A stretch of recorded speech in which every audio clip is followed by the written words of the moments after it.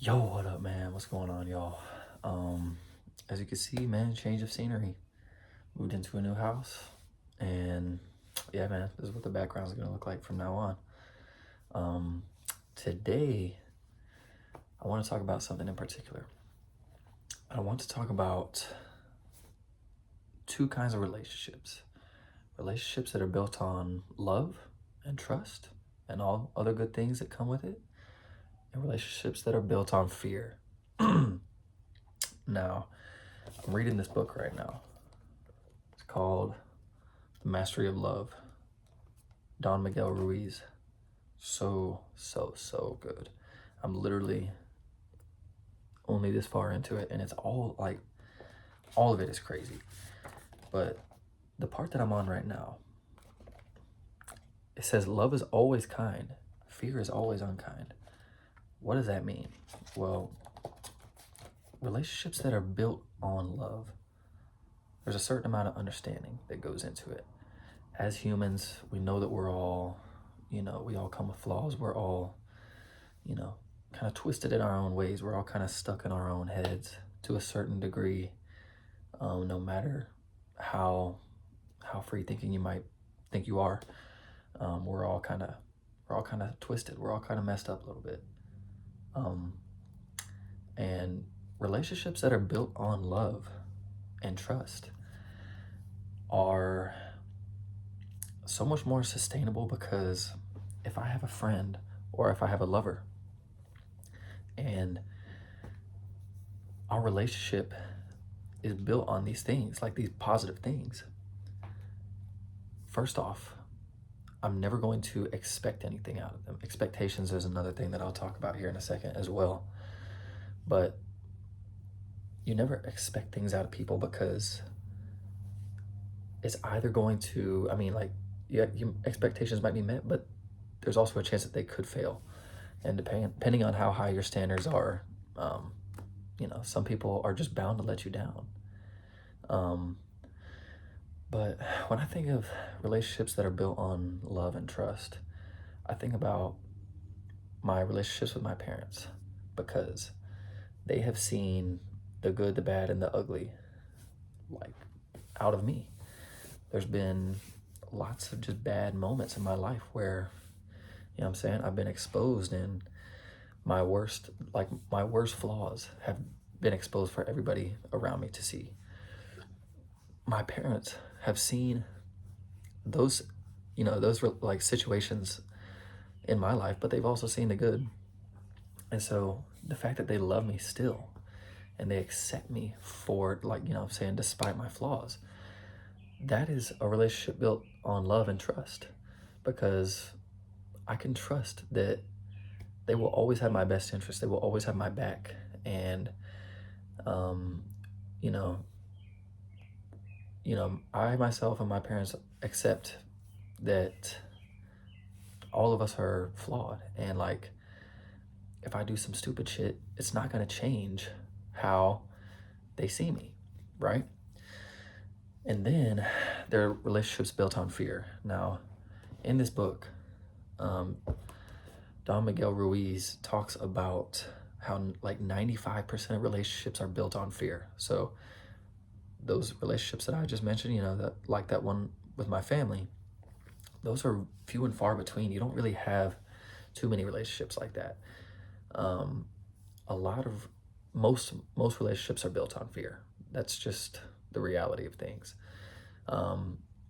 Whether it's romantic or platonic, we tend to just fear stepping on someone else's toes, right? I'm trying to think of like the best explanation. An easy one, like, I'm not gonna lie, for my roommates, I have a lot of love for them. It's not all fear, but it's a lot of love between the few of us. But occasionally, like, the fearsome parts of our relationship come out, because maybe there's just a time where I'm scared on stepping on their toes because of how they might react. and I'm scared to say a certain thing because, again, how they might react. And I'm like, how will this affect how they see me, right? That doesn't really happen with my family, but you know, I'm saying, like, stuff like that is commonplace for pretty much all relationships. Like, think about your coworkers, think about your, you know, love interests. There are parts of yourself that you feel like you might have to suppress around them because you're like, I'm not exactly sure how they might react to this side of me. And those are aspects and those are indicators that, you know what I'm saying, your relationships are, you know, at least partially built on fear. Um, I wrote a little journal article recently, um, to give some background, right? I was at a bar with some friends and I ran into an ex-girlfriend, and it was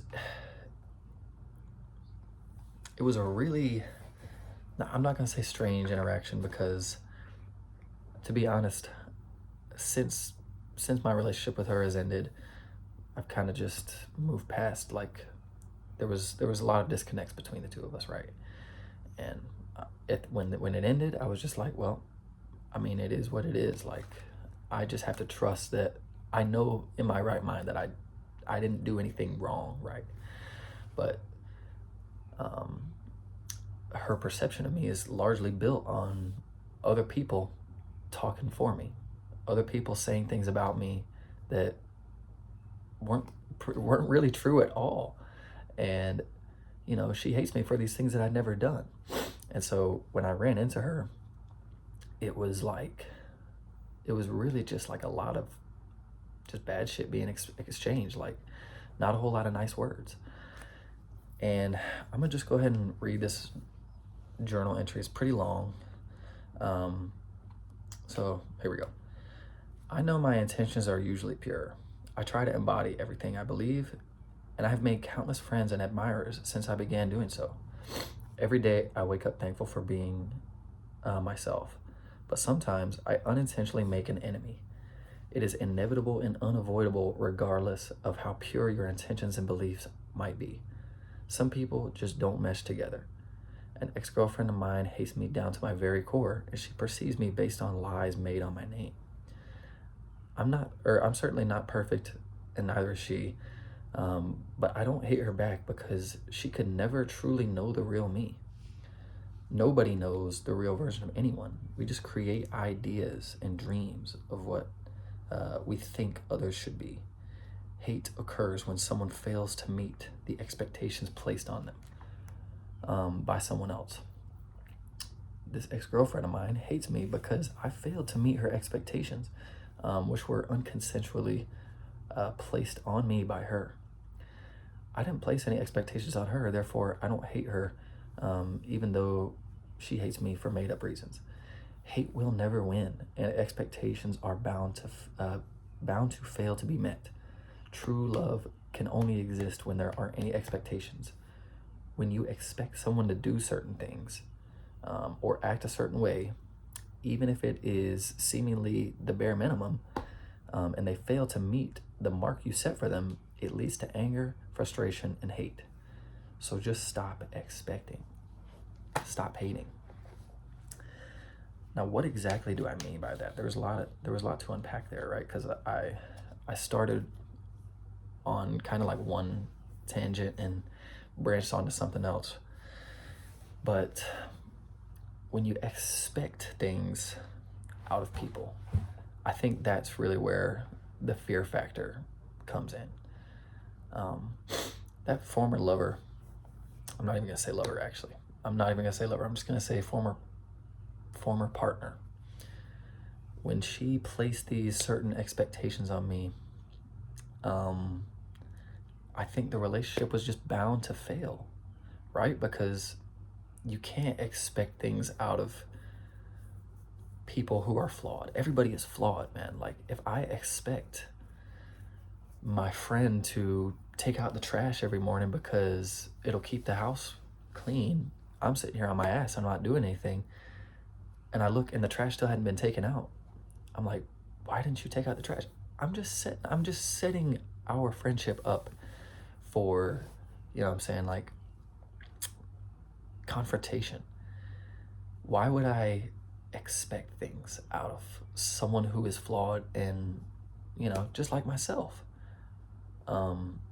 Basically what I'm trying to say is, I mean, there's a lot of things that I'm trying to say realistically. My head is going all types of directions, but when you don't expect things out of people, there's never a disappointment. You never become disappointed with somebody. You accept them for all their flaws and all of their, you know, all the wrongdoings, but also all of their, you know, positives and all of their things that are good, I guess. What am I even trying to say, man? I'm really just talking. I'm really just chatting. But I guess if there was gonna be a message out of this video, it would just be to stop expecting. Just start existing.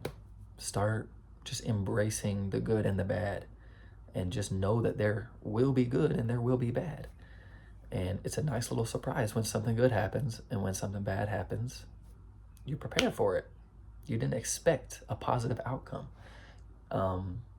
If anything, you expected there to be a broad range of things, so you're never let down when you don't expect things out of people. And that's kind of how true loving relationships are formed, when people do not expect things out of each other. And that's just kind of something that I've been trying to teach myself recently. There's a lot of things that come with it: patience, trust, understanding. When you're patient with other people, and when you're trusting and you're understanding, you realize that, like, they're not always going to do what you want them to do. But again, like I was saying, when you expect things out of people, you're just setting the relationship up for failure. That's just kind of how I see it.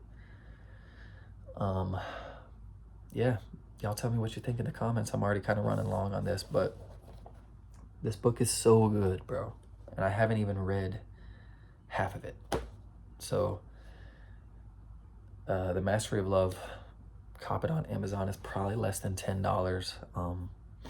And y'all let me know what you think about this video. It's more of a long one, so if you made it to this part, appreciate y'all. And yeah, I'll see you on the next one.